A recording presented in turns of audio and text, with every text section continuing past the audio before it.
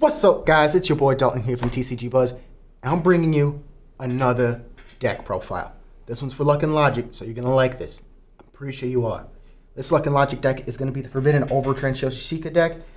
It's mainly based off the little example they gave for the all-color deck in BTO1, with a few minor changes. So let's get into this. Let's do it. I'm gonna start off with the gates. Basically simple gates except for the promo gate that you get on top for Gate of Samsara. Japanese. You gotta love it. Alright, let's move on into the deck. Starting off, 4 copies of Forbidden Trance Yoshishika. Well, when he attacks, you get to stand him. Like, you can't argue with that. You can't argue with more attacking. And then when he's placed into the battle zone, you may choose a paradox from the paradox zone or battle zone and turn it face down. That's amazing. Not only are you giving your unit +2 limit, but you get to bring it back to power instead of aura, which is magnifique. Next, we have Longbow in the Moonlight Oi. And she has an auto skill when a lunatic burst is placed in the battle zone. This member gains +1 limit, which doesn't really matter for this deck. It's all about that logic drive.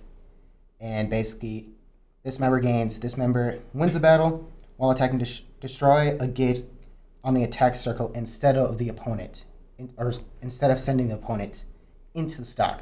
Which, sure, that means they still have a unit out there, but you're getting rid of the gate, which is nice. On to 3s. It's very short 4s, but the 5 makes up for it. Start off with 4 copies of Carnage Leg Senna. And when this member enters the field, choose a level 2 or less TransUnion in your drop zone and mobilize it without paying its cost. Which is nice. Real nice, especially for how you have to get out the Forbidden Trance. Next, we have 2 copies of Eyes in the Sky Senghard. Some German word, I probably pronounced it wrong. Skill, discard a card from hand at the beginning of your battle phase. You may pay this cost. Choose one of your members and give it +2 power until the end of turn. Which, you always want to power up that Trance. On to size 2s. Size 2s, level 2s, grade 2s. You know, all the 2s out there. We have Attacking from the Trees Chloe. When this member destroys a gate, if there are 3 more cards in your stock zone, place a card into stock. Best part about green, always getting those resources in stock. Next, we have Sprinting Chloe. 2 copies. When this member destroys a gate, if you have 1 or more Monolibrium members, and you have 6 or more cards in stock, draw a card, because you can't argue with draw power. Even though it's fairly easy to draw in Luck and Logic, it's still nice to draw. You can never argue with draw power. Next, 2 copies of Permitting of Willpower, Senna.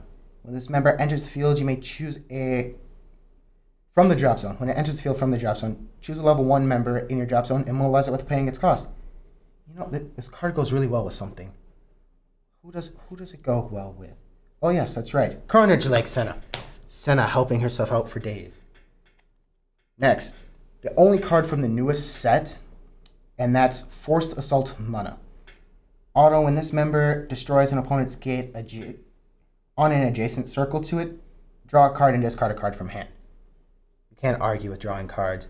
And I found it a little bit more reliable than the card that they had suggested for this spot, just because it's a little bit more reliable in my eyes, because I feel like that's a little bit easier than trying to rely on destroying a back gate. Next, getting into the Logicalists and Foreigners. We have, wow, my English is horrible. I still can't remember how to say this, but it doesn't matter. We have the main Yoshishika card. With the act, put a yellow, green, and blue TransUnion from your field into drop zone. If the number of cards in your level zone is 4 or more, this member gets continual. If this unit trances with Resetsu, you may mobilize Foreign Trance Yoshishika until the end of turn. The best card for this deck, even though it's a common, very easy to get. It's the only way you're getting your Trance out. Only way. Only one of his foreigners, and that's fondly remembering Resetsu. He has the auto skill when this member enters, put the top card of your deck into the drop zone, which is kind of common for reds. And then Vanguard, but nobody cares about Vanguard much anymore. It's okay, I guess. Basically, what you get to do, choose a level 1 member in the front row of your opponent's gates, and you may put that chosen member into the drop zone, which is better than throwing it to stock. Next, we have joining ALCA, Chloe. Basically, when she enters, choose a Territory 1 member and give it +1 for the turn. Vanguard, basically popping a 3,000 or less power. It's only very valuable if you're going second and your opponent has no destroyed gates. Next, we have, for the last foreigner in the deck, Melchi of Spring Apparition. This card, it made me wait to build this deck for so long, because on the thing, they have the wrong name for it. So many boxes bought. So much money that could have been saved. Dang you. But it helps Darian. It's big tits. Can't argue with that. Basically, discard this card from hand when this member enters field.